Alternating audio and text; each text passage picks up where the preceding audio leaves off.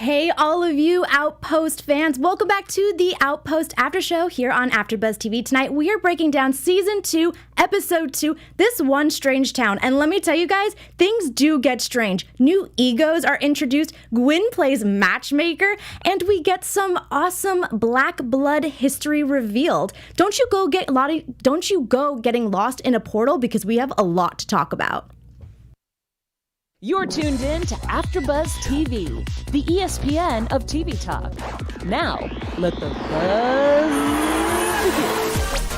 What's up, everyone? Thank you so much for tuning into the Outpost After Show. I'm your host, Veronica Valencia, and tonight we're going to be talking all about Episode 2. We are going to be talking about Rebb and her proposal, as well as Talon's tough decision. We're going to be talking about Gwen, how she's kind of feeling a little lost, a little down on herself, but then, wants to also try and give Talon some love. Janzo has a glow up and his makeover. We also got introduced to a new character, Tobin, who, guys, has quite a big ego, and we definitely see that play out throughout the episode. We're also going to be talking about some awesome news this show just recently received, as well as a few fan shoutouts. But before we get into that, I just kind of want to give my overall thoughts. I think this episode did a really good job of kind of clearing up a couple of questions that arose from last episode. Last episode we got introduced to Rebb, who was a black blood trapped in the portal that Talon is able to summon the Lakiri from. And she was kind of a big mystery because Talon, was assumed she was the only black blood left. And out of nowhere, Rebb comes and says, she's not. And clearly she's not. She can tell that she is another black blood. But it kind of made you curious, why this particular group of black bloods was trapped. And this episode, we definitely got to get a little bit more of insight on that, which was great. So let's get into it. So, obviously Rebb and Talon kind of have this fight and this confrontation at the very beginning of the episode. And Rebb basically explains how Talon is not a pure blood, which I was very curious about because I'm curious why that is. And I guess it kind of goes back to, I suppose there were two groups of black bloods, or maybe a few groups of black bloods, because Rebb basically says we were at war with humans and we were going to ambush them because your group or your tribe or, your group of black bloods is going to kind of go in secretly and trick them and then, let it open the portal and let us in so we can basically ambush them. That never happened. So I'm curious on who this other group of black bloods were, if black bloods in general kind of always were in peace and harmony together, worked together, or if they were kind of, what's the word I'm looking for, enemies amongst themselves, because that's kind of what it seems. This Talons people, from what it seems like, abandoned Rebb's people in the portal, and it kind of just makes you curious on why that happened. Like I said, were they more evil? You can maybe assume that Rebb's people had poor intentions. Like they were at war, they wanted to win, they wanted to take out the humans. Maybe Talon's people wanted to kind of be more at peace with humans. And once they saw an opportunity to maybe kind of come to an agreement or some kind of treaty with the humans, or, live at peace amongst humans, they were like, we don't need this anymore. If we bring Rebb's people back, it's only going to cause more issues. So I can totally see that being the case. But, Talon doesn't know any of this. This is definitely before her time. So now she's really caught in a tricky situation of what do I do? And we see this at the end of the episode. I kind of want to jump to kind of Talon's whole conflict with this as well. Because, she's conflicted. She sees that, she is the last black blood around, but then all of a sudden she finds out there are more like her. And as far as she knows, they're her people. She doesn't know that they possibly done something wrong. She just knows that they're trapped, and she doesn't want them to continue to be trapped there. She doesn't want to leave them there. And she's expressing this to Janzo. And, she's feeling very down on herself because she doesn't think she is right to fulfill the prophecy. She thinks it has to be Rebb. And okay, guys, I will perfectly admit, it took me until the end of the episode when Talon's saying this word in order for me to kind of understand. It is the astrokinge, I think. Anyone watching, is it the astrokinge? Is that how it's pronounced, the thing that's in her head? Because otherwise, I'm going to keep calling it the thing that's in her head because it was kind of hard to make out, not going to lie. But yeah, because Talon thinks that she's not of pure blood and Rebb is. Again, going back to that, what makes Talon not a pure blood? Did I miss something? Let me know. We also have a live chat going, guys. So if you know, you can let me know in the live chat, or you can leave comments on iTunes and on YouTube letting me know. Because I'm curious, like, what makes her impure, if that makes sense?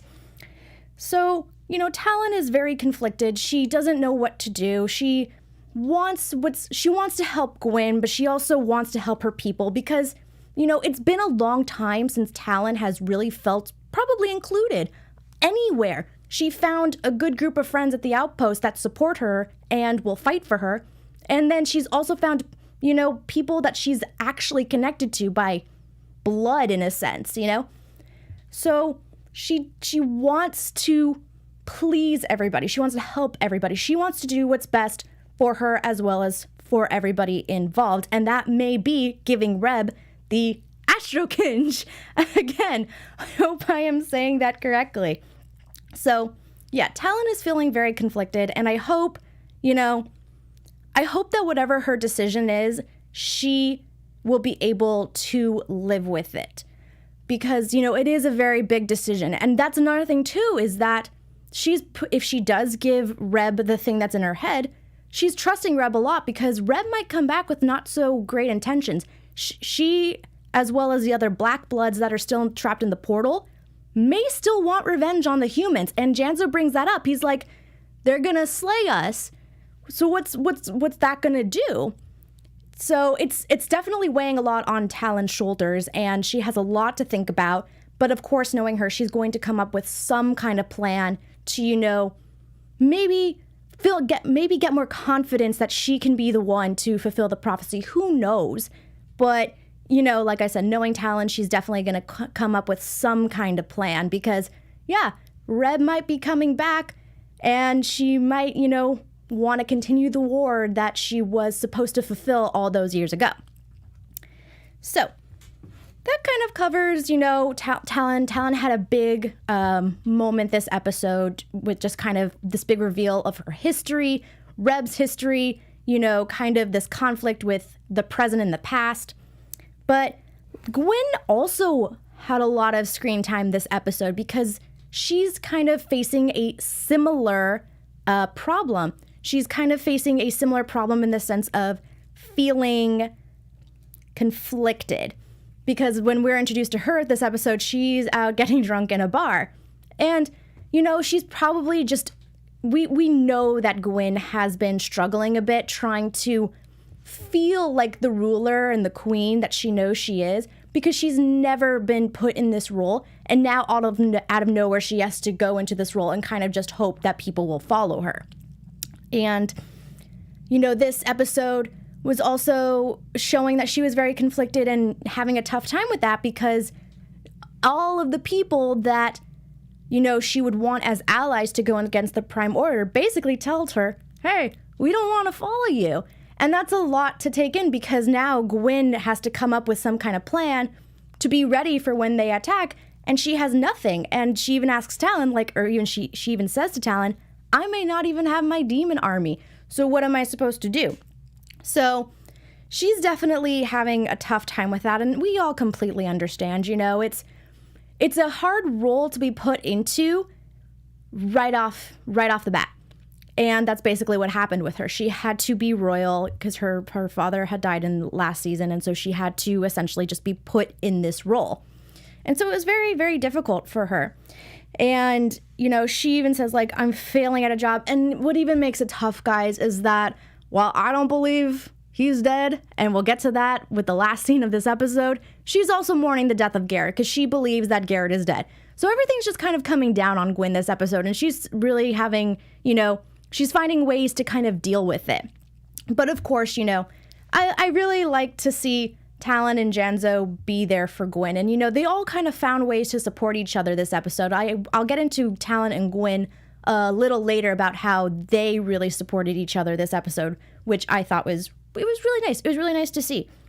So, Gwen kind of gets like this nice little pep talk from Talon, basically saying like, you don't need these male guards to train people. You don't need any of these people to basically, run this kingdom or to help prepare you for this role. You can do it. And that was very nice because I think those were the words that Gwen needed to hear. She needed to hear that she has the ability. She has it in her. She has the power, the confidence deep inside her and the inner power to really get this going. She doesn't really need someone behind her pulling the string. She can do this on her own. She just gets lost sometimes because it's a whole new world to her. So it was really good for Talon to give her that kind of pep talk because that's honestly what Gwen needed.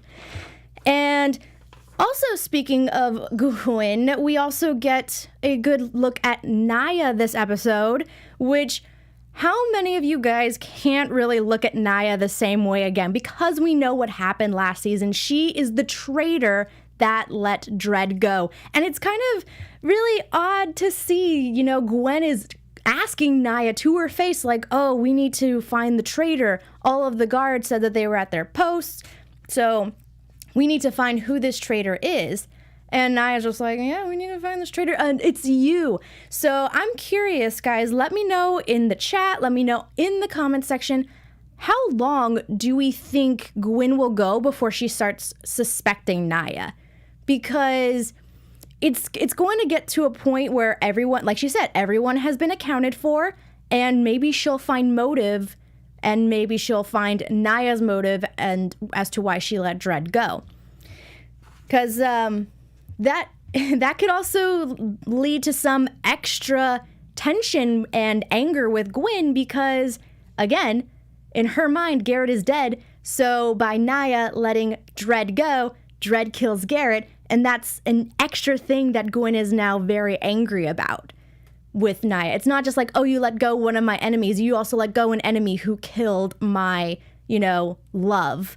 So Naya better hope that she has some time before Gwen finds out that she was the one who kind of betrayed her, And, I just want to give a shout out to our live chat. As I had mentioned, we do have a live chat going. I want to give a shout out to Adam Rodriguez, who in the chat, who is saying, Rebb is playing Talon so she can free her people, kill everyone in the Outpost. That's exactly kind of what I was saying of, Talon might feel conflicted because she sees that the blackbloods that are trapped in the portal are her people, but she doesn't know them. She just kind of, feels this connection because they're the same. But who's to say Rebb won't be coming back with the same intentions that she was put in the portal for, which was to unleash war on the humans? Rebb will kind of say anything she wants at this point to be released. And she's doing a really good job of manipulating Talon. So yeah, Adam, no, I agree that Rebb is definitely just kind of sweet-talking Talon or, like I said, manipulating her in order to get what she wants. She has her own agenda. And sadly, Talon is just kind of losing confidence and starting to really fall for it. So that is with Gwen. But before we end Gwen, I just kind of want to take a moment to also shout out Gwen and her matchmaking skills. We, all the fans here really seem to like the idea of Talon and Janzo being together and the fact that she brought light to that. I'm sure there were many people like, yes, this is so exciting because, Janzo has such a big heart and he really wants Talon, as a love interest. So Gwen was really pushing for that. And so I'm sure fans are like, yes, we want that too. So thank you, Gwen and writers, for giving fans that little moment. All right, let's talk about this new character, Tobin.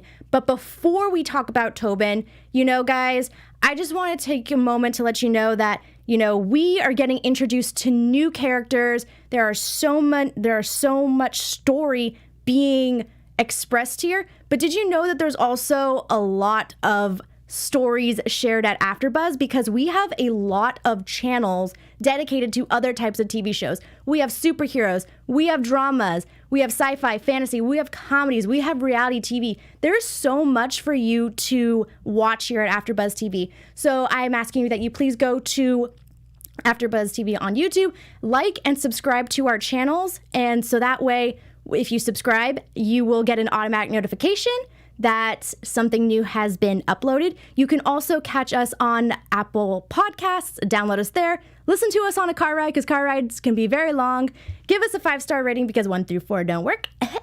And, always get involved in the conversation. There are so many shows to talk about here at AfterBuzz TV. Leave comments, as I've been mentioning, on the podcast or on iTunes, as well as on YouTube. We love to give shout outs, and we really appreciate you being with us and helping us support AfterBuzz and helping us be the ESPN of TV talk.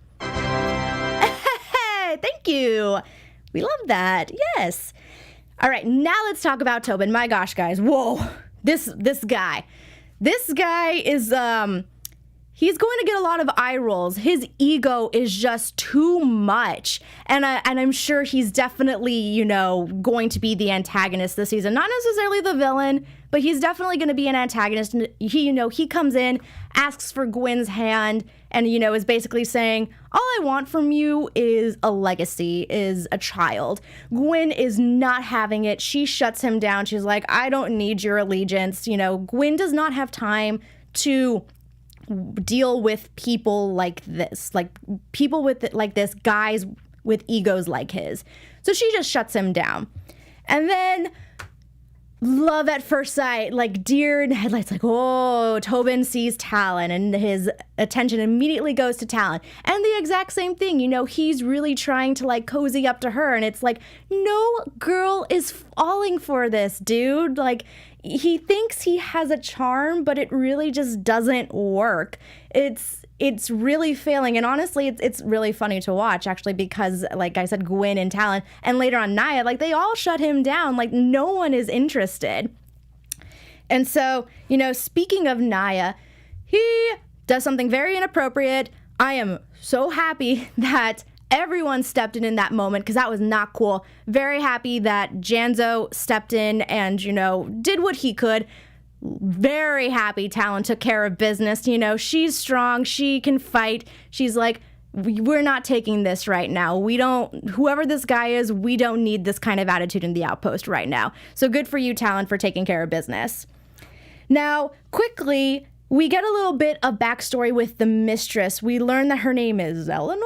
We learn that she has a sister. And we basically learned that, it's the Mistress was probably the black sheep of the family. Her sister was probably the golden child, and is the right-hand person to the king on the other side. And the Mistress is basically a dirty money millionaire and is very upset that she doesn't have respect, or she doesn't have the respect of the people that she wants.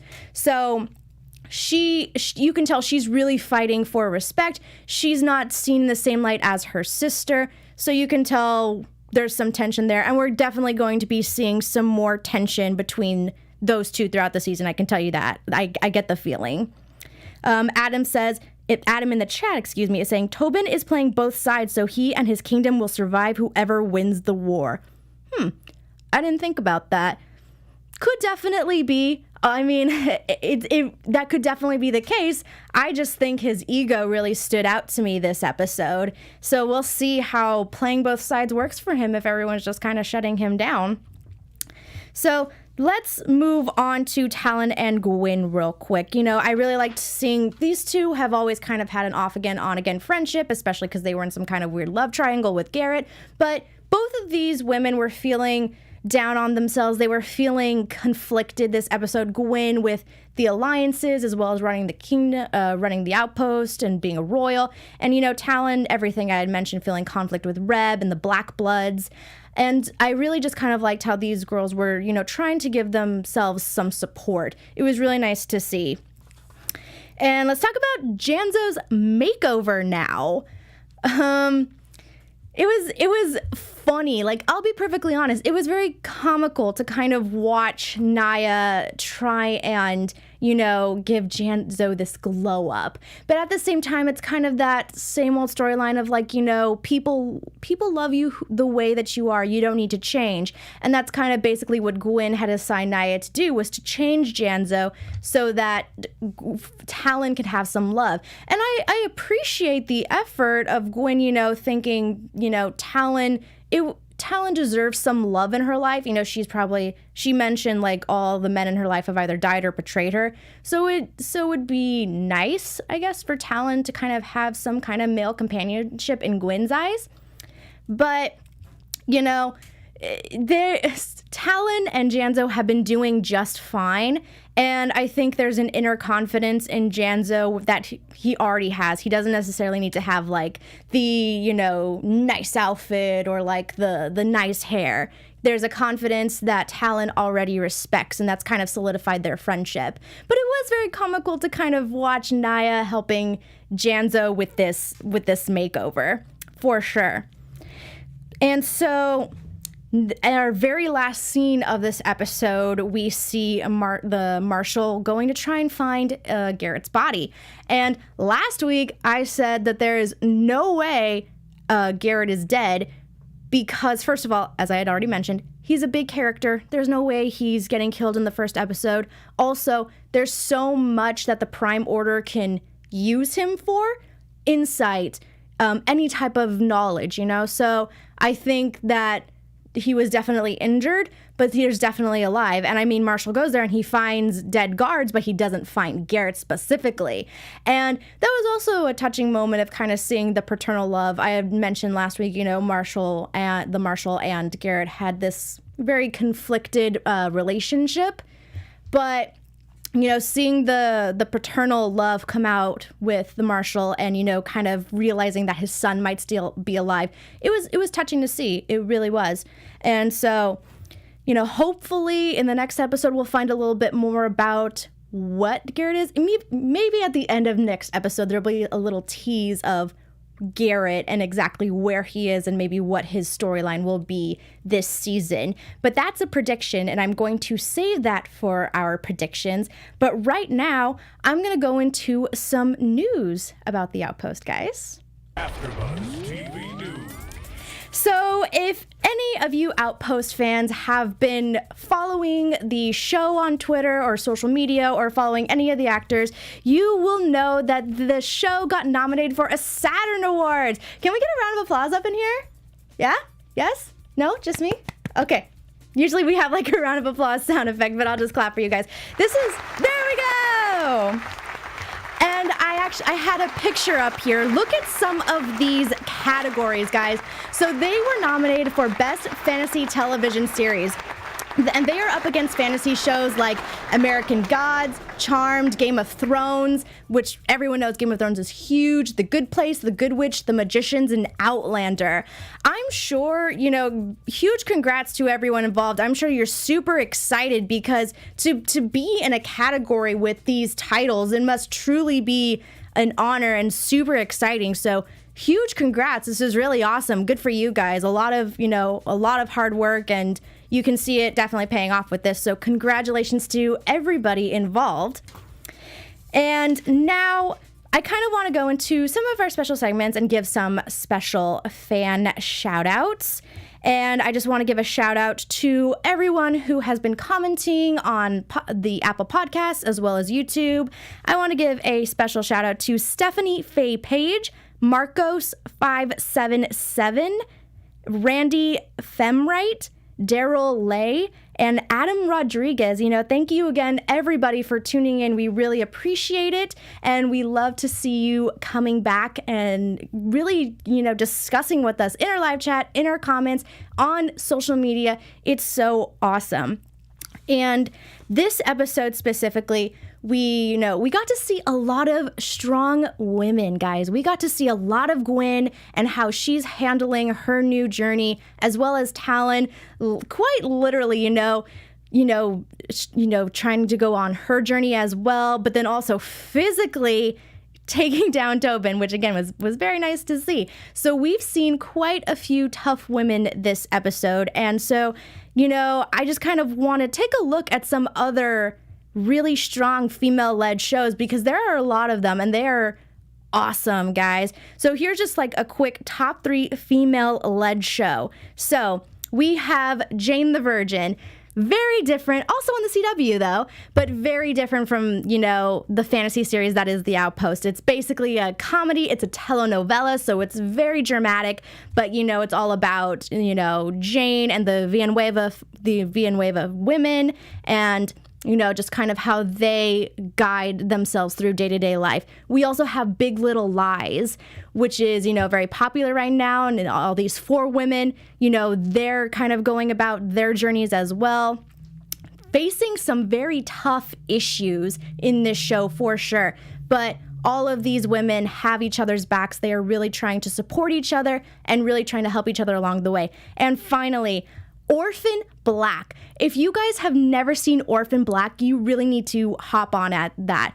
I remember a few years ago, Tatiana Maslany, who is the main actress, guys, she plays like 10 characters in this one show. If you've ever seen a picture of the cast, it's crazy to be like, oh, the cast is actually really small. It's because the entire cast you see is Tatiana Maslany, and she did win an Emmy for it, and it was much deserved, because it is very tough to, consistently be able to play 10 distinguished characters and do it flawlessly. So if you haven't checked that show out, you definitely should. These are all shows that are led by women, and The Outpost does a very good job of portraying strong women, and we love to see that. We really do. So thank you to all of these shows that are putting women at the forefront. It's amazing, and I love to see it.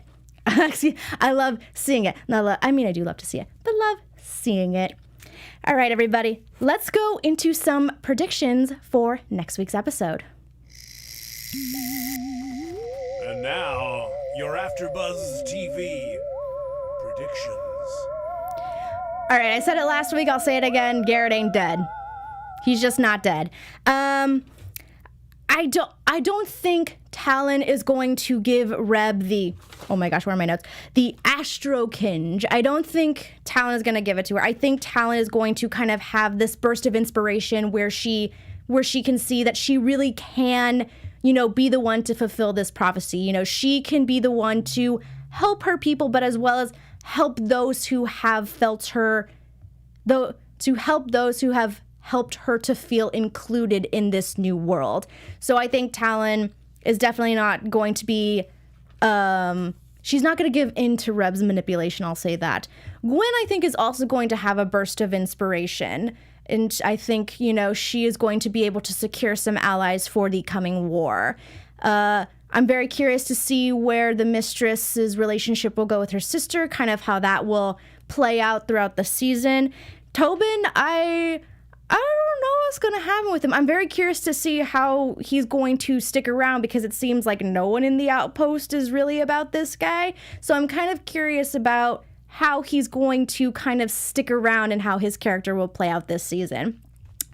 Well, thank you guys so much for tuning into the Outpost After Show. We really appreciate it here at AfterBuzz TV. Again, make sure to subscribe on YouTube and give us 5 stars on iTunes to get in the conversation. Always leave comments. We love seeing your comments. And be sure to stay watching for the entire season, because we may have some special guests lined up. Are they returning faces or are they new faces?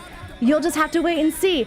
Again, I'm Veronica Valencia. You can find me on Twitter and Instagram at it's me, Veronica_V. Thank you again so much for tuning in, and we will see you next week. Bye, guys. Our founder, Keven Undergaro, and me, Maria Menounos, would like to thank you for tuning in to AfterBuzz TV. Remember, we're not just the first, we're the biggest in the world, and we're the only destination for all your favorite TV shows. Whatever you crave, we've got it. So go to AfterBuzzTV.com and check out our lineup. Buzz you later. The views expressed herein are those of the hosts only and do not necessarily reflect the views of AfterBuzz TV or its owners or principals.